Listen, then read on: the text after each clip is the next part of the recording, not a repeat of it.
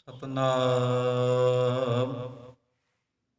ਵਾਹਿਗੁਰੂ ਸਾਹਿਬ JIO. ਗਿਆਨ ਧਿਆਨ ਕਿਛ ਕਰਮ ਨ ਜਾਣਾ, ਨਾਹਿ ਨਿਰਮਲ ਕਰਨੀ। ਸਾਧ ਸੰਗਤ ਕੈ ਅੰਚਲ ਲਾਭ, ਬਿਖਮ ਨਦੀ ਜਾਇ ਤਰਨੀ। ਵਾਹਿਗੁਰੂ ਸਾਹਿਬ ਜੀਓ। ਸ਼ਲੋਕ ਮਹਲਾ ਦੂਜਾ। ਅੱਠੀ ਪਹਿਰੀ ਅੱਠ ਖੰਡ, ਨਾਵਾਂ ਖੰਡ ਸਰੀਰ। ਤਿਸ ਵਿੱਚ ਨੌ ਨਿਤ ਨਾਮ ਏਕ, ਭਲ ਹੈ ਗੁਣੀ ਗਹੀਰ। ਕਰਮਵੰਤੀ ਸਲਾਹਿਆ, ਨਾਨਕ ਕਰ ਗੁਰ ਪੀਰ। ਚੌਥੈ ਪਹਿਰ ਸੁਬਾਹ ਕੈ, ਸੁਰਤਿਆ ਉਪਜੈ ਚਾਉ। ਤਿੰਨਾ ਦਰਿਆਵਾਂ ਸਿਉ ਦੋਸਤੀ, ਮਨ ਮੁਖ ਸੱਚਾ ਨਾਮ। ਉਥੈ ਅੰਮ੍ਰਿਤ ਵੰਡੀਐ, ਕਰਮੀ ਹੋਏ ਪਸਾਉ। ਕੰਚਨ ਕਾਇਆ ਕਸੀਐ, ਵੰਨੀ ਚੜ੍ਹੈ ਚੜਾਉ। ਜੇ ਹੋਵੈ ਨਦਰ ਸਰਾਪ ਕੀ, ਬਹੁੜ ਨਾ ਪਾਈ ਤਾਉ। ਸਤੀ ਪਹਿਰੀ ਸਤ ਭਲਾ, ਬਹੀਐ ਪੜਿਆ ਪਾਸ। ਉਥੈ ਪਾਪ ਪੁੰਨ ਵਿਚਾਰੀਐ, ਕੂੜੈ ਘਟੈ ਰਾਸ। ਉਥੈ ਖੋਡੇ ਛਟੀਐ, ਖਰੇ ਕੀਚੈ ਸ਼ਾਬਾਸ਼। ਬੋਲਨ ਫਾਦਲ ਨਾਨਕਾ, ਦੁਖ ਸੁਖ ਖਸਮੈ ਪਾਸ। ਪਰਮ ਸਨਮਾਨਯੋਗ ਚਵਰ ਛਤਰ ਤਖਤ ਦੇ ਮਾਲਕ, ਗੁਰਤਾ ਗੱਦੀ ਤੇ ਬਿਰਾਜਮਾਨ, 10 ਪਾਤਸ਼ਾਹੀਆਂ ਦੇ ਆਤਮਕ ਸਵਰੂਪ, ਜੁਗੋ ਜੁਗ ਅਟਲ ਧੰਨ ਧੰਨ ਸਤਿਗੁਰੂ ਸ੍ਰੀ ਗੁਰੂ ਗ੍ਰੰਥ ਸਾਹਿਬ ਮਹਾਰਾਜ ਸੱਚੇ ਪਾਤਸ਼ਾਹ ਜੀ ਦੀ ਮੁਬਾਰਕ ਹਾਜ਼ੂਰੀ ਦੇ ਅੰਦਰ ਸੁਭਾਇਮਾਨ ਗੁਰੂ ਪਿਆਰ ਵਾਲਿਓ, ਵੱਡੇ ਭਾਗਾਂ ਵਾਲੇ ਹਾਂ ਜੀ। ਸਤਿਗੁਰ ਜੀ ਦੀ ਕਿਰਪਾ ਦੇ ਸਦਕਾ ਗੁਰਦੇਵ ਪਾਤਸ਼ਾਹ ਜੀ ਦੀ ਹਾਜ਼ੂਰੀ ਵਿੱਚ ਜੁੜ ਕੇ ਸਤ ਸੰਗਤ ਦਾ ਆਨੰਦ ਮਾਣਦੇ ਹਾਂ ਜੀ। ਧੰਨ ਧੰਨ ਸ੍ਰੀ ਗੁਰੂ ਅੰਗਦ ਦੇਵ ਮਹਾਰਾਜ ਸੱਚੇ ਪਾਤਸ਼ਾਹ ਜੀ ਦੇ, ਗੁਰੂ ਗ੍ਰੰਥ ਸਾਹਿਬ ਮਹਾਰਾਜ ਸੱਚੇ ਪਾਤਸ਼ਾਹ ਜੀ ਦੀ ਮੁਬਾਰਕ ਬਾਣੀ ਦੇ ਵਿੱਚ 63 ਸ਼ਲੋਕ ਸੁਭਾਇਮਾਨ ਹਨ ਜੀ। ਜਿਸ ਪਾਵਨ ਪਵਿੱਤਰ ਸ਼ਲੋਕ ਦਾ ਪਾਠ ਆਪਾਂ ਨੇ ਸਰਵਣ ਕੀਤਾ ਹੈ, ਧੰਨ ਗੁਰੂ ਅੰਗਦ ਦੇਵ ਮਹਾਰਾਜ ਸੱਚੇ ਪਾਤਸ਼ਾਹ ਜੀ ਦੇ ਮੁਖਾਰ ਬਿੰਦ ਤੋਂ ਉਚਾਰਨ ਕੀਤਾ ਹੋਇਆ ਰਾਗ ਮਾਂਝ ਕੀ ਵਾਰ ਦੇ ਸ਼ਲੋਕਾਂ ਅੰਦਰ ਸ੍ਰੀ ਗੁਰੂ ਗ੍ਰੰਥ ਸਾਹਿਬ ਮਹਾਰਾਜ ਸੱਚੇ ਪਾਤਸ਼ਾਹ ਦੇ ਮੁਬਾਰਕ ਅੰਗ ਨੰਬਰ 146 ਦੇ ਉੱਤੇ ਸੁਭਾਇਮਾਨ ਹੈ ਜੀ। ਆਓ ਧੰਨ ਗੁਰੂ ਅੰਗਦ ਦੇਵ ਮਹਾਰਾਜ ਸੱਚੇ ਪਾਤਸ਼ਾਹ ਦੇ ਇਸ ਪਵਿੱਤਰ ਸ਼ਲੋਕ ਦੀ ਵਿਚਾਰ ਆਪਸ ਅੰਦਰ ਸਾਂਝੀ ਕਰਨ ਤੋਂ ਪਹਿਲਾਂ ਇੱਕੇ ਵਾਰ ਕਹਿਣ ਤੇ ਸਾਰੇ ਆਖੋ ਜੀ, ਵਾਹਿਗੁਰੂ ਜੀ ਕਾ ਖਾਲਸਾ, ਵਾਹਿਗੁਰੂ ਜੀ ਕੀ ਫਤਿਹ।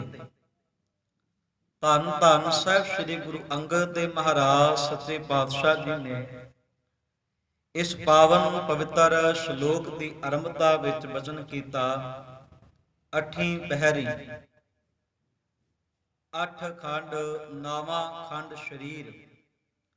ਧੰਨ ਗੁਰੂ ਅੰਗਦ ਦੇਵ ਮਹਾਰਾਜ ਸੱਚੇ ਪਾਤਸ਼ਾਹ ਬਚਨ ਕਰਦੇ ਕਹਿੰਦੇ, ਅੱਠ ਪਹਿਰ ਨੇ ਆਪਾਂ ਦਿਨ ਤੇ ਰਾਤ ਨੂੰ ਮਨੁੱਖ ਨੇ ਆਪਣੀ ਸਹੂਲੀਅਤ ਦੇ ਵਾਸਤੇ ਪਹਿਰਾਂ ਦੇ ਅੰਦਰ ਵੰਡਣਾ ਕੀਤਾ ਹੈ।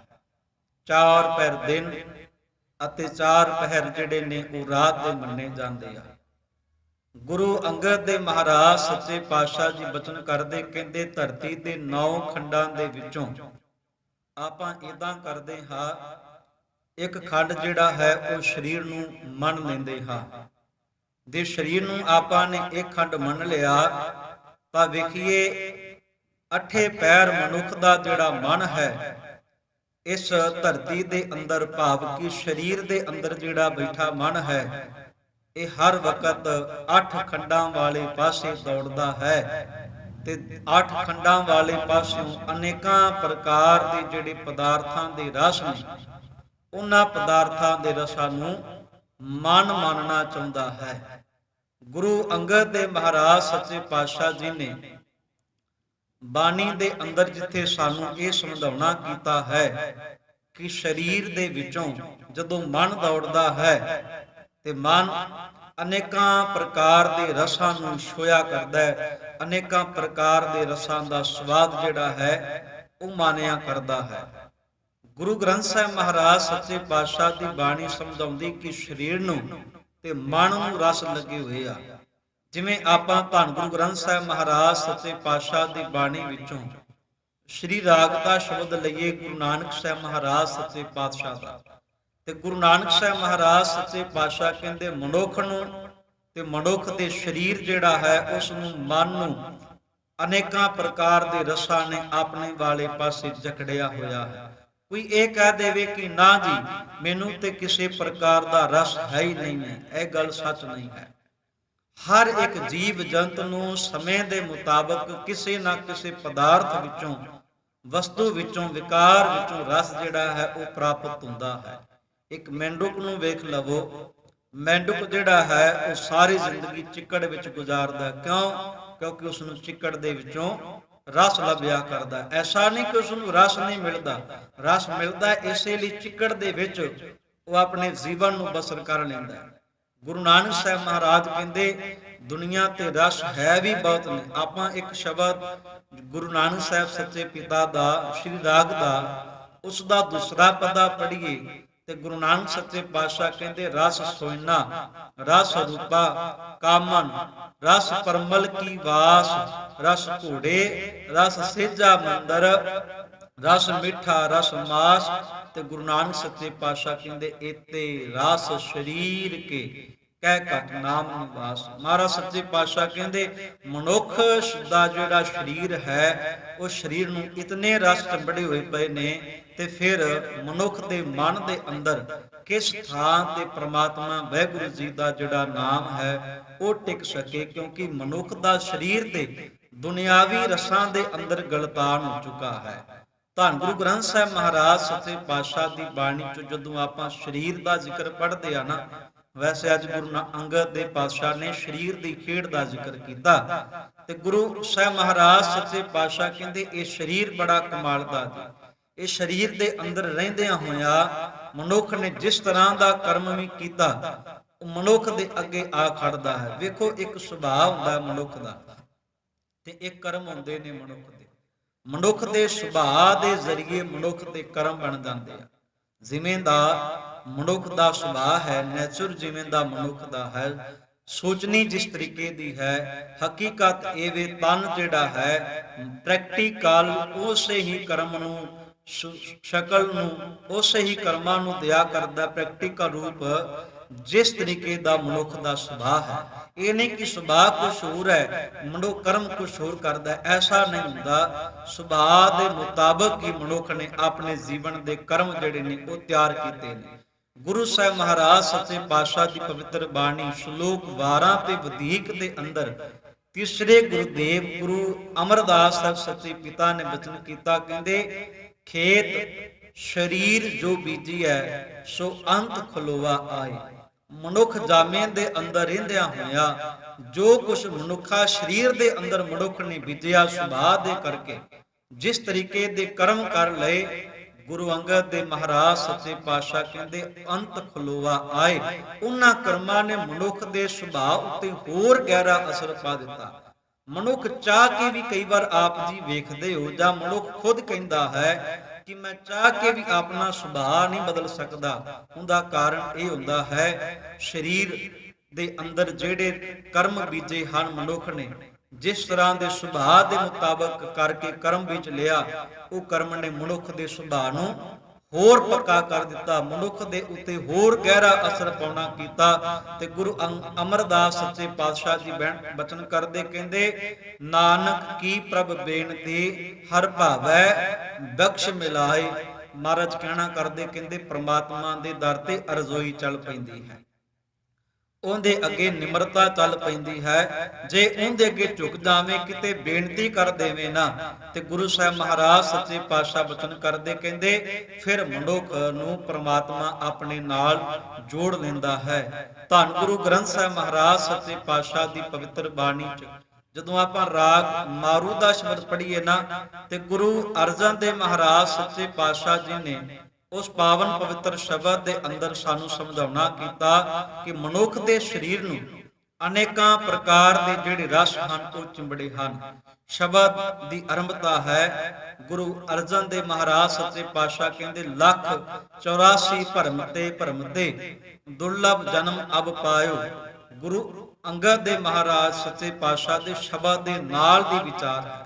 ਤੇ ਮਹਾਰਾਜ ਕਹਿਣਾ ਕਰਦੇ, ਕਹਿੰਦੇ ਵੇ ਮੂੜੇ ਤੂੰ ਹੋਸ਼ੇ ਰਸ ਲਪਟਾਇਓ। ਕਹਿਣਾ ਕਰਦੇ, ਕਹਿੰਦੇ ਵੇਖ ਕਿਤਨੇ ਮੁਸ਼ਕਲਾਂ ਦੇ ਨਾਲ ਇਹ ਸਰੀਰ ਪ੍ਰਾਪਤ ਹੋਇਆ, ਇਹ ਮਨੁੱਖਾ ਜਾਮਾ ਪ੍ਰਾਪਤ ਹੋਇਆ, ਪਰ ਹੈ ਮੂਰਖ ਇਨਸਾਨ, ਤੂੰ ਨਾਸ਼ਵਨ ਪਦਾਰਥਾਂ ਦੇ ਪਿੱਛੇ ਮਨ ਨੂੰ 9 ਖੰਡਾਂ ਦੇ ਅੰਦਰ ਹਮੇਸ਼ਾ ਦੜਾਉਂਦਾ ਰਿਹਾ।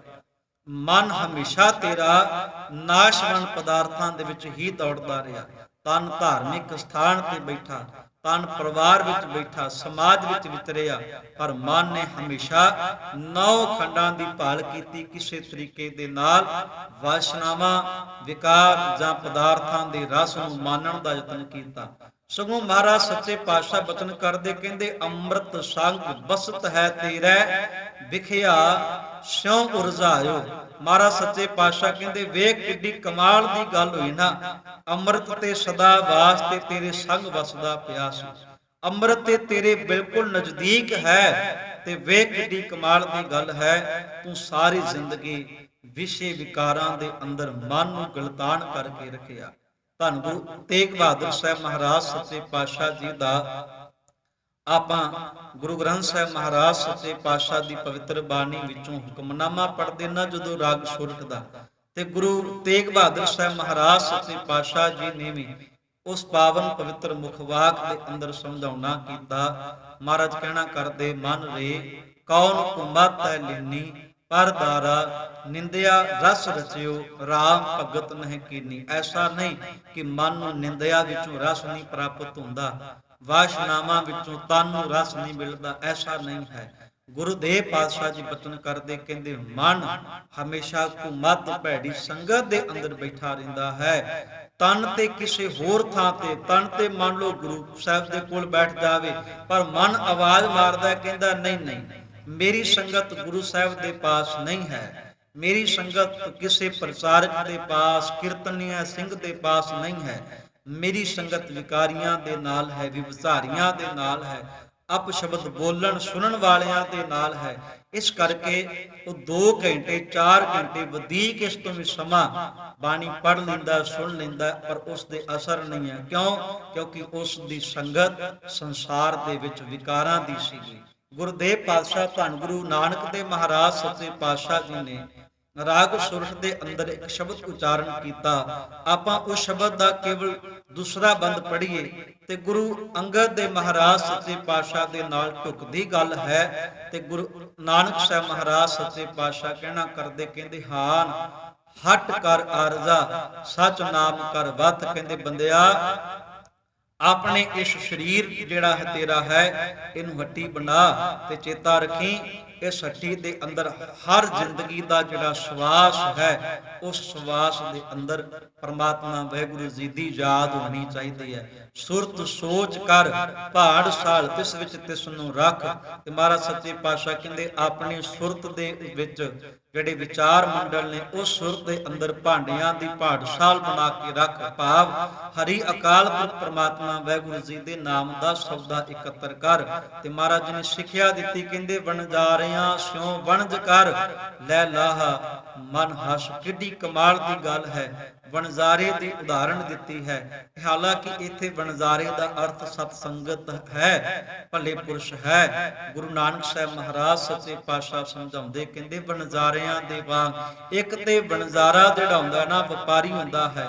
ਇੱਕ ਥਾਂ ਨੂੰ ਛੱਡ ਕੇ ਦੂਜੀ ਥਾਂ ਤੇ, ਆਪਣੇ ਘਰ ਨੂੰ ਛੱਡ ਕੇ ਕਈ ਮੀਲ ਕੋਹਾਂ ਦੂਰ ਜਾ ਕੇ ਵਪਾਰ ਕਰਦਾ ਹੈ। ਉਸ ਨੂੰ ਪਤਾ ਵੀ ਇੱਥੇ ਹੋ ਸਕਦਾ ਮੈਨੂੰ ਭੁੱਖਾ ਵੀ ਰਹਿਣਾ ਪਵੇ, ਪਿਆਸਾ ਵੀ ਰਹਿਣਾ ਪਵੇ, ਹੋ ਸਕਦਾ ਮੈਨੂੰ ਬਰਸਾਤ ਵਿੱਚ ਵੀ ਭਿੱਜਣਾ ਪਵੇ, ਪਰ ਉਸ ਨੂੰ ਪਤਾ ਹੈ ਕਿ ਮੈਂ ਵਣਜਾਰਾ ਬਣ ਕੇ ਆਇਆ। ਗੁਰਦੇਵ ਪਾਤਸ਼ਾਹ ਕਹਿਣਾ ਕਰਦੇ, ਕਹਿੰਦੇ ਬੰਦਿਆ, ਤੂੰ ਵਣਜਾਰੇ ਦੇ ਵਾਂਗ ਸੰਸਾਰ ਵਿੱਚ ਆਇਆ ਹੈ ਤੇ ਵਣਜ ਕਰ ਸੱਚ ਦੇ ਨਾਮ ਦਾ, ਤੇ ਤਾਂ ਮਾਲਕ ਦੀ ਦਰਗਾਹ ਵਿੱਚ ਪ੍ਰਵਾਨ ਹੋਵੇਂਗਾ ਜੇ ਸੱਚ ਦੇ ਨਾਮ ਨੂੰ ਪਿਆਜਿਆ ਹੈ। ਗੁਰੂ ਨਾਨਕ ਸਾਹਿਬ ਸੱਚੇ ਪਾਤਸ਼ਾਹ ਜੀ ਨੇ ਬੇਅੰਤ ਥਾਵਾਂ ਤੇ ਸਰੀਰ ਨੂੰ ਸਮਝਾਉਣਾ ਕੀਤਾ ਗਿਆ। ਜਿਵੇਂ ਆਪਾਂ ਗੁਰੂ ਨਾਨਕ ਸਾਹਿਬ ਸੱਚੇ ਪਾਤਸ਼ਾਹ ਜੀ ਦਾ ਮਾਰੂ ਰਾਗ ਦੇ ਅੰਦਰ ਇੱਕ ਸ਼ਬਦ ਪੜ੍ਹ ਲਈਏ ਤੇ ਗੁਰੂ ਨਾਨਕ ਸਾਹਿਬ ਸੱਚੇ ਪਾਤਸ਼ਾਹ ਕਹਿੰਦੇ, ਕਰਨੀ ਕਾਗਦ ਮਨ ਮਸਵਾਣੀ ਬੁਰਾ ਭਲਾ ਦੋਇ ਲੇਖ ਭਏ। ਜਿਉਂ ਜਿਉਂ ਕਿਰਤ ਚਲਾਈ ਤਿਉਂ ਚੱਲੀਐ ਤਉ ਗੁਣ ਨਾਹੀ ਅੰਤ ਹਰੇ।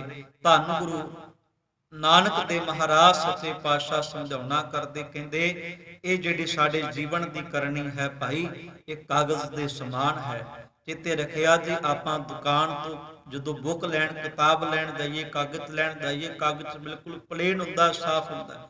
ਹੁਣ ਬੰਦੇ ਦੇ ਹੱਥ ਵਿੱਚ ਜਿਹੜਾ ਪੈਨ ਹੈ, ਬੰਦੇ ਦੀ ਸੁਰਤ ਦੇ ਮੁਤਾਬਕ ਚੱਲਿਆ ਕਰਦਾ ਹੈ। ਬੰਦੇ ਦੀ ਜਿਵੇਂ ਦੀ ਸੁਰਤ ਹੋਵੇਗੀ, ਪੈਨ ਉਸੇ ਤਰੀਕੇ ਅਨੁਸਾਰ ਮਨੁੱਖ ਚਲਾਉਂਦਾ ਹੈ। ਜੋ ਲਿਖਣਾ ਚਾਹਵੇ ਲਿਖ ਲੈਂਦਾ ਹੈ। ਤੇ ਮਹਾਰਾਜ ਸੱਚੇ ਪਾਤਸ਼ਾਹ ਕਹਿੰਦੇ, ਬੰਦਿਆ, ਇਹ ਜੀਵਨ ਦਾ ਕਾਗਜ਼ ਬਿਲਕੁਲ ਸਾਫ਼ ਹੈ, ਕੋਰਾ ਹੈ।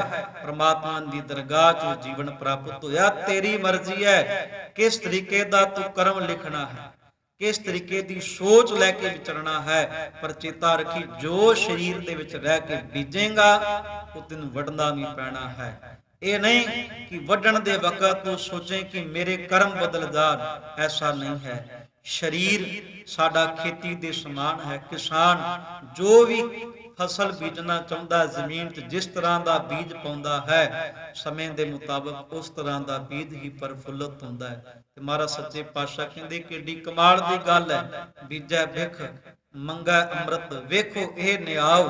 ਤੇ ਮਹਾਰਾਜ ਸੱਚੇ ਪਾਤਸ਼ਾਹ ਕਹਿੰਦੇ, ਕਿੱਡੀ ਕਮਾਲ ਦੀ ਗੱਲ ਹੈ। ਬੰਦਾ ਸਾਰੀ ਜ਼ਿੰਦਗੀ ਜ਼ਹਿਰ ਦਾ ਬੀਜ ਬੀਜਦਾ ਹੈ ਤੇ ਆਸਾ ਲਾਉਂਦਾ ਹੈ ਕਿ ਮੈਨੂੰ ਸਦਾ ਵਾਸਤੇ ਅੰਮ੍ਰਿਤ ਹੀ ਮਿਲਦਾ ਰਹੇ। ਨਹੀਂ ਬੰਦਿਆ, ਜਿਵੇਂ ਦਾ ਬੀਜੇਗਾ ਤੈਨੂੰ ਉਸੇ ਤਰੀਕੇ ਦਾ ਸਮੇਂ ਦੇ ਮੁਤਾਬਕ ਤੈਨੂੰ ਵੱਢਣਾ ਪੈਂਦਾ ਹੈ। ਤੇ ਧੰਨ ਗੁਰੂ ਨਾਨਕ ਸੱਚੇ ਪਾਤਸ਼ਾਹ ਬਚਨ ਕਰਦੇ, ਕਹਿੰਦੇ ਚਿੱਤ ਸਕੀਰ ਨਹੀਂ ਬਾਬਰਿਆ, ਹਰ ਵਿਸਰਤ ਤੇਰੇ ਗੁਣ ਗਲਿਆ।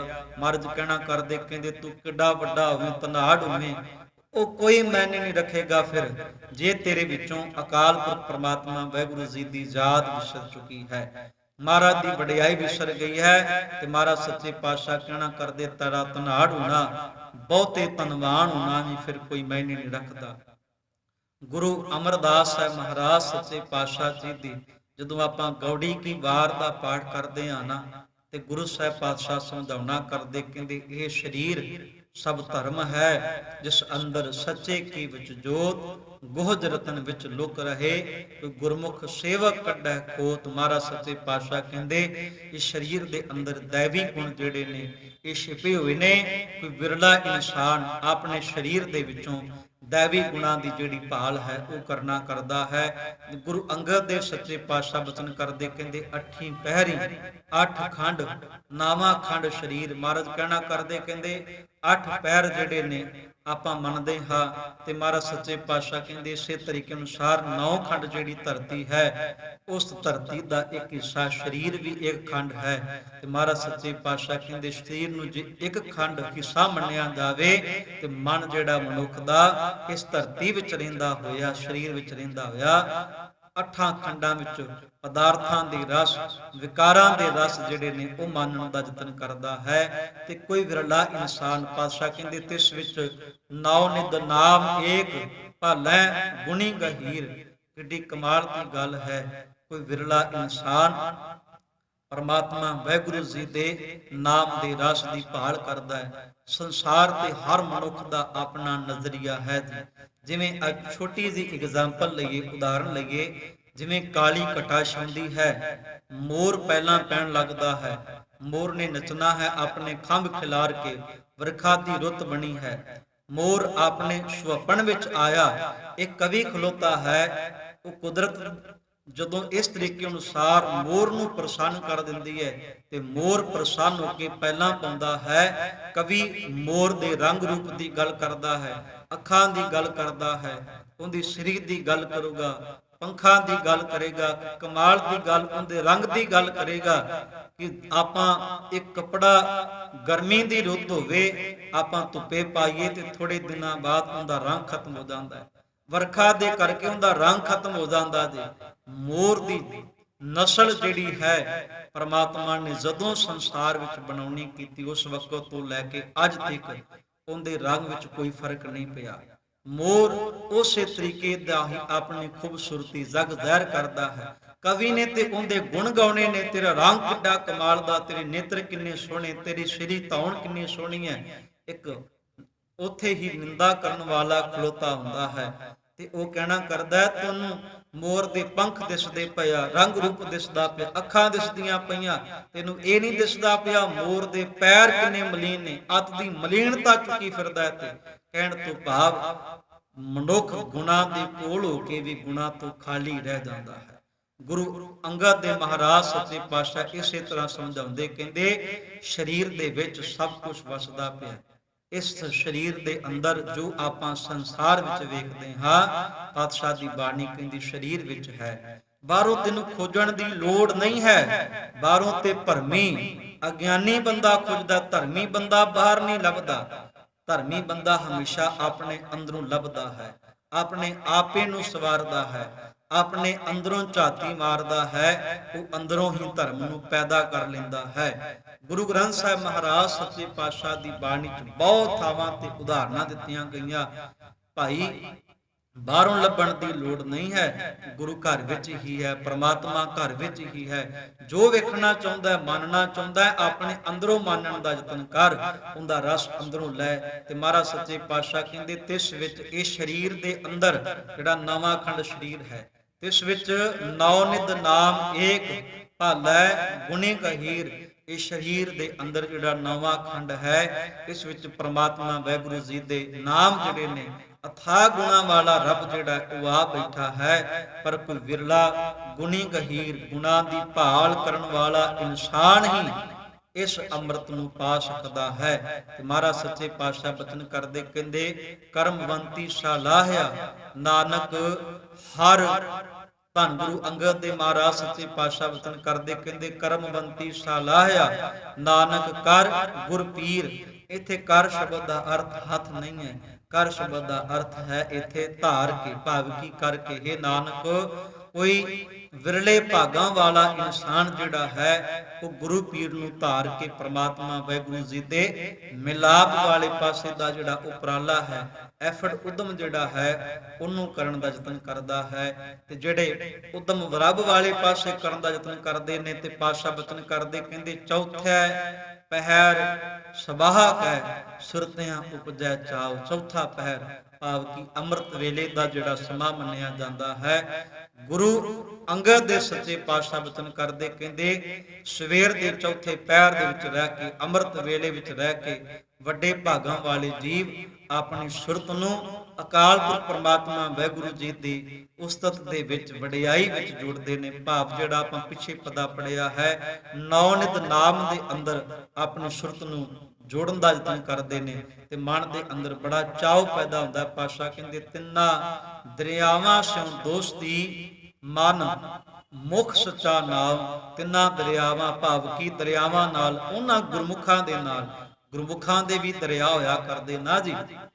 ਵੇਖੋ ਵਿਕਾਰੀ ਵਿਕਾਰਾਂ ਦੇ ਅੰਦਰ ਡੁੱਬਦਾ ਜਾਂਦਾ ਹੈ ਤੇ ਗੁਰਮੁਖ ਜਿਹੜਾ ਹੈ ਉਹ ਆਪਣੀ ਸੰਗਤ ਦੇ ਕਰਕੇ ਲੋਕਾਂ ਨੂੰ ਤਾਰਦਾ ਹੈ, ਭਵ ਸਾਗਰ ਤੋਂ ਪਾਰ ਕਰਦਾ ਹੈ। ਤੇ ਮਹਾਰਾਜ ਸੱਚੇ ਪਾਤਸ਼ਾਹ ਬਚਨ ਕਰਦੇ ਕਹਿੰਦੇ ਹਰ ਵੇਲੇ ਗੁਰਮੁਖਾਂ ਦੇ ਨਾਲ ਸਾਂਝ ਬਣਾ ਕੇ ਰੱਖ ਤੇ ਭਲਿਆ ਜਿਨ੍ਹਾਂ ਦੇ ਅੰਦਰ ਨਾਮ ਦਾ ਖਜ਼ਾਨਾ ਚੱਲਦਾ, ਫੁਹਾਰਾ ਚੱਲਦਾ ਪਿਆ, ਉਹਨਾਂ ਦੇ ਨਾਲ ਸਾਂਝ ਬਣਾ ਕੇ ਰੱਖੇਗਾ ਤੇ ਮਨ ਦੇ ਵਿੱਚ ਪ੍ਰਮਾਤਮਾ ਵਾਹਿਗੁਰੂ ਜੀ ਦਾ ਜਿਹੜਾ ਸੱਚਾ ਨਾਮਨਾ ਹੈ ਉਹ ਪ੍ਰਾਪਤ ਹੋਵੇਗਾ। ਗੁਰਮੁਖਾਂ ਦੀ ਸੰਗਤ ਦਾ ਜ਼ਿਕਰ ਆਇਆ ਤੇ ਪਾਤਸ਼ਾਹ ਕਹਿੰਦੇ ਉਥੈ ਅੰਮ੍ਰਿਤ ਵੰਡੀਐ ਕਰਮੀ ਹੋਏ ਪਸਾਉ। ਪਸਾਉ ਭਾਵ ਕੀ ਬਖਸ਼ਿਸ਼।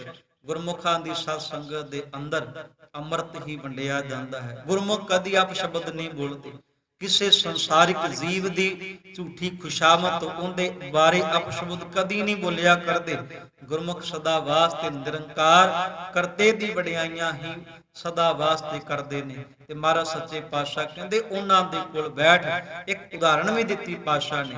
ਮਹਾਰਾਜ ਕਹਿੰਦੇ ਕੰਚਨ ਕਾਇਆ ਕਸੀਐ ਵੰਨੀ ਚੜੈ ਚੜਾਉ। ਕਹਿੰਦੇ ਜਿਵੇਂ ਤਾਓ ਦੇ ਦੇ ਕੇ ਸੋਨੇ ਨੂੰ ਕਸ ਲਾਈ ਜਾਂਦੀ ਆ ਨਾ, ਮਹਾਰਾਜ ਸੱਚੇ ਪਾਤਸ਼ਾਹ ਬਚਨ ਕਰਦੇ ਕਹਿੰਦੇ ਇਸੇ ਤਰ੍ਹਾਂ ਅੰਮ੍ਰਿਤ ਵੇਲੇ ਦੀ ਘਾਲ ਕਮਾਈ ਜੀਵਨ ਨੂੰ ਕਸ ਲਾਇਆ ਕਰਦੀ ਹੈ। ਜੀਵਨ ਨੂੰ ਸੋਨੇ ਦੇ ਵਾਂਗ ਭਾਵ ਕਿ ਜੀਵਨ ਨੂੰ ਸੋਹਣਾ ਕੀਮਤੀ ਬਣਾ ਦਿੰਦੀ ਹੈ, ਜੀਵਨ ਦੇ ਅੰਦਰ ਗੁਣ ਭਰ ਦਿੰਦੀ ਹੈ। ਜੇ ਹੋਵੇ ਨਦਰ ਸ਼ਰਾਬ ਕੀ ਬਹੁੜ ਨਾ ਪਾਈ ਤਾਉ। ਕਹਿੰਦੇ ਜਦੋਂ ਪ੍ਰਮਾਤਮਾ ਵਾਹਿਗੁਰੂ ਜੀ ਦੀ ਆਪਣੀ ਮਿਹਰ ਹੋ ਜਾਵੇ ਨਾ, ਫਿਰ ਬੰਦਾ ਹੋਰ ਜਿਹੜੀਆਂ ਘਾਲ ਘੁਮਾਈਆਂ ਕਰਦਾ, ਭਾਵ ਰੱਬ ਨੂੰ ਪਾਉਣ ਵਾਸਤੇ ਅਨੇਕਾਂ ਤਰ੍ਹਾਂ ਦੇ ਜਿਹੜੇ ਉਦਮ ਕਰਦਾ ਰਹਿੰਦਾ ਹੈ, ਉਹ ਫਿਰ ਮੁੱਕ ਜਾਂਦੇ ਨੇ। ਸੱਤੀ ਪਹਿਰੀ ਸਤ ਭਲਾ ਬਈਐ ਪੜਿਆ ਪਾਸ। ਮਹਾਰਾਜ ਸੱਚੇ ਪਾਤਸ਼ਾਹ ਕਹਿੰਦੇ ਸਦਾ ਵਾਸਤੇ ਗੁਣਵਾਨਾਂ ਦੀ ਸੰਗਤ ਕਰ, ਹਰ ਵਕਤ ਭਲੇ ਪੁਰਸ਼ਾਂ ਦੇ ਨਾਲ ਆਪਣੇ ਜੀਵਨ ਨੂੰ ਜੋੜ ਕੇ ਰੱਖਿਆ ਕਰ, ਕਿਉਂਕਿ ਉਥੈ ਪਾਪ ਪੁੰਨ ਵਿਚਾਰੀਐ ਕੂੜੈ ਘਟੈ ਰਾਸ। ਕਹਿੰਦੇ ਹੁੰਦਿਆਂ ਦੀ ਸੰਗਤ ਦੇ ਵਿੱਚ ਬੈਠ ਕੇ ਬੰਦੇ ਦੇ ਚੰਗੇ ਤੇ ਮਾੜੇ ਕਰਮ ਜਿਹੜੇ ਨੇ ਉਹ ਆਪ ਵਿਚਾਰੇ ਜਾਂਦੇ ਨੇ। ਝੂਠ ਜਿਹੜਾ ਹੈ ਉਹਦੀ ਪੂੰਜੀ ਆਪਾਂ ਜਿਹੜੀ ਇਕੱਠੀ ਕਰਦੇ ਹਾਂ, ਖੁਸ਼ਾਮਦ ਦੀ ਭਾਵ ਕਿ ਨਾਸ਼ਵਾਨ ਗੁਣ ਜਿਹੜੇ ਇਕੱਤਰ ਕਰ ਲਏ ਹੁੰਦੇ ਆ, ਉਹਨਾਂ ਨੂੰ ਗੁਰਮੁਖਾਂ ਦੀ ਸੰਗਤ ਵਿੱਚ ਬੈਠ ਕੇ ਦੂਰ ਕੀਤਾ ਜਾ ਸਕਦਾ ਹੈ। ਫਿਰ ਪਤਾ ਲੱਗਦਾ ਇਹਨਾਂ ਗੁਣਾਂ ਦੀ ਤੇ ਕਦਰ ਹੀ ਨਹੀਂ ਹੈ। ਉਥੈ ਖੋਟੈ ਸੱਟੀਐ ਖਰੈ ਕੀਤੈ ਸ਼ਾਬਾਸ਼। ਕਿਉਂਕਿ ਗੁਰਮੁਖਾਂ ਦੀ ਸੰਗਤ ਵਿੱਚ ਖੋਟੇ ਕੰਮਾਂ ਨੂੰ ਬਾਹਰ ਸੁੱਟਿਆ ਜਾਂਦਾ ਹੈ, ਚੰਗੇ ਕੰਮਾਂ ਦੀ ਸ਼ਲਾਘਾ ਹੈ। ਬੋਲਣ ਫਾਦਲ ਨਾਨਕਾ ਦੁੱਖ ਸੁਖ ਖਸਮੈ ਪਾਸ। ਫਾਦਲ ਸ਼ਬਦ ਜਿਹੜਾ ਹੈ ਇਹ ਅਰਬੀ ਭਾਸ਼ਾ ਦੇ ਅੰਦਰ ਹੈ। ਅਰਬੀ ਭਾਸ਼ਾ ਦੇ ਅੰਦਰ ਕੀ ਹੁੰਦਾ, ਕਈ ਵਾਰ ਦੱਜੇ ਨੂੰ ਦੱਦਾ ਕਿਹਾ ਜਾਂਦਾ। ਜਿਵੇਂ ਆਪਾਂ ਸ਼ਬਦ ਬੋਲਦੇ ਹਾਂ ਕਾਗਜ਼, ਆਪਾਂ ਸ਼ਬਦ ਕਾਗਜ਼ ਕਹਿੰਦੇ ਹਾਂ, ਪਰ ਬਾਣੀ ਚ ਸ਼ਬਦ ਆਇਆ ਹੈ ਆਪਾਂ ਸ਼ਬਦ ਕਾਗਜ਼ ਕਹਿੰਦੇ ਆ, ਖਿਮਾ ਕਰਨਾ, ਪਰ ਬਾਣੀ ਚ ਸ਼ਬਦ ਆਉਂਦਾ ਹੈ ਕਾਗਜ਼। ਤੇ ਮਹਾਰਾਜ ਸੱਚੇ ਪਾਤਸ਼ਾਹ ਇੱਥੇ ਫਾਦਲ ਕਹਿੰਦੇ ਨੇ, ਭਾਵ ਕਿ ਫਜ਼ੂਲ ਬੋਲਣਾ। हे ਨਾਨਕ ਦੁੱਖ ਤੇ ਸੁੱਖ ਦੀ ਜਿਹੜੀ ਦਾਤ ਹੈ ਉਹ ਮਾਲਕ ਦੇ ਪਾਸ ਹੈ। ਮਾਲਕ ਆਪ ਆਪਣੀ ਕਿਰਪਾ ਦੇ ਨਾਲ ਸਾਨੂੰ ਇਹ ਦੁੱਖ ਤੇ ਸੁੱਖ ਦੀ ਦਾਤ ਦਿੰਦਾ ਹੈ। ਫਜ਼ੂਲ ਬੋਲਣ ਦਾ ਕੋਈ ਲਾਭ ਨਹੀਂ ਹੈ। ਗੁਰੂ ਗ੍ਰੰਥ ਸਾਹਿਬ ਸੱਚੇ ਪਾਤਸ਼ਾਹ ਜੀ ਕਿਰਪਾ ਕਰਨ, ਮੇਰਾਮਤ ਕਰਨ, ਸਾਨੂੰ ਸਾਰਿਆਂ ਨੂੰ ਇਸ ਮਤ ਆ ਜਾਵੇ ਕਿ ਸਤਿਗੁਰੂ ਦੀ ਸੰਗਤ ਦੇ ਵਿੱਚ ਬੈਠ ਕੇ ਜਿਵੇਂ ਆਪ ਜੀ ਬਾਣੀ ਵਿੱਚੋਂ ਸਰਵਣ ਕਰਦੇ ਹੋ, ਗੁਰੂ ਸਾਹਿਬ ਪਾਤਸ਼ਾਹ ਜੀ ਸਮਝਾਉਣਾ ਕਰਦੇ, ਕਹਿੰਦੇ ਸਤਿਗੁਰ ਦੀ ਸੰਗਤ ਵਿੱਚ ਬੈਠ ਕੇ ਸਤਿਗੁਰ ਖੋਟੇ ਹੋ ਖਰੇ ਕਰੇ ਸ਼ਬਦ ਸਵਾਰਨ ਹਾਰ। ਸਤਿਗੁਰ ਦੇ ਸ਼ਬਦ ਦੀ ਲਾਗ ਲੱਗ ਜਾਵੇ ਸਾਡੇ ਜੀਵਨ ਦੇ ਵਿੱਚ, ਸਾਡਾ ਜੀਵਨ ਸਵਰ ਜਾਵੇ, ਸਾਡੇ ਸਾਰਿਆਂ ਦੇ ਉਦਾਨ ਇਹ ਲੋਕ ਸੁਖੀਏ ਪਰਲੋਕ ਸੁਹੇਲੇ, ਨਾਨਕ ਹਰ ਪ੍ਰਭ ਆਪੇ ਮੇਲੇ। ਸ਼ਤਨੀਆਂ ਬਿਨਤੀਆਂ ਪ੍ਰਵਾਨ ਜੀ, ਭੁੱਲ ਚੁੱਕ ਦੀ ਖਿਮਾ ਜੀ। ਵਾਹਿਗੁਰੂ ਜੀ ਕਾ ਖਾਲਸਾ ਵਾਹਿਗੁਰੂ ਜੀ ਕੀ ਫਤਿਹ।